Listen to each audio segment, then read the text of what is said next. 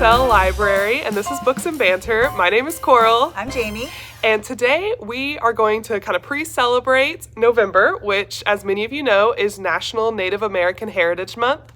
So today we thought we would highlight a few Indigenous and Native authors who are kind of doing some cool stuff in the paranormal world, kind of doing some cool, creepy books. So if you're still excited for Halloween, if you're still in the spooky season, you can kind of continue that through November.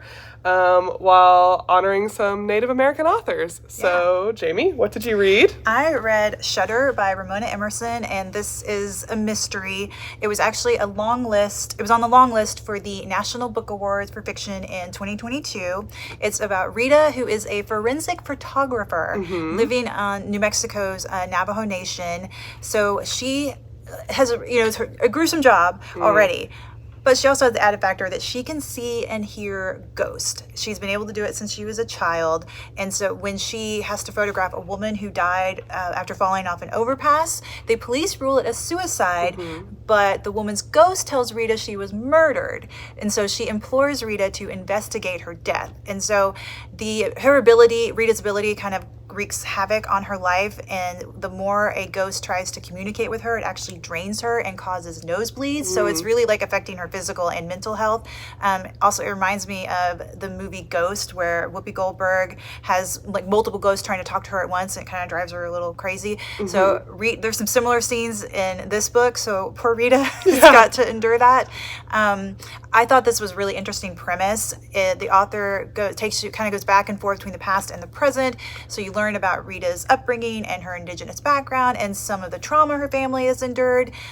There are some times where Rita does some like questionable things, and it's sort of like, in a horror movie when you want to yell at the screen, be like, don't go upstairs, don't open that door. Like, I had that reaction with some of Rita's decisions, but also, that's part of the fun of these kind of stories. Oh, yeah. So, but this is available in print and digital, and a sequel just came out recently called Exposure. And so, I would highly recommend that one if you like spooky mysteries. Also, I want to do a really quick shout out to Indigenous. I read that. It's edited by Alina Pete. It's a teen graphic novel, but it's a collection of short stories by Indigenous artists and writers, and celebrating Indigenous culture and nerd culture. So there's stories about D&D, about Star Trek, and some of them are kind of lighthearted, and there's some that are a little like heavier topics. But it was really cool to see. Also, the different tribes are represented. But it was really cool because there's different art styles in the book. So I recommend that one too. So.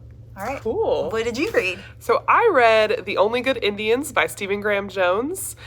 This is a classic horror. It's a monster horror. It's paranormal. It is kind of a lot for someone who doesn't read a lot of horror, but I really did enjoy this book. It follows 4 Blackfeet men who, in their youth, committed something. They did something that they shouldn't have, and now it is coming back years later to haunt them. Of course. It jumps narrators a few times. It flashes back. It's kind of all over the place, but in a fun way that's giving you that full picture where you're not just like, okay, what really happened? Do I trust this person? It's okay if you don't trust them, because you're going to get somebody else's point of view. Stephen Graham Jones is a real prominent voice in horror. He has written many other books. So if you're interested in getting into horror and you want to read a diverse point of view, Stephen Graham Jones is a great choice. Any of his books are going to be a great choice. But I really did enjoy The Only Good Indians. It is available on Libby and in print. Nice.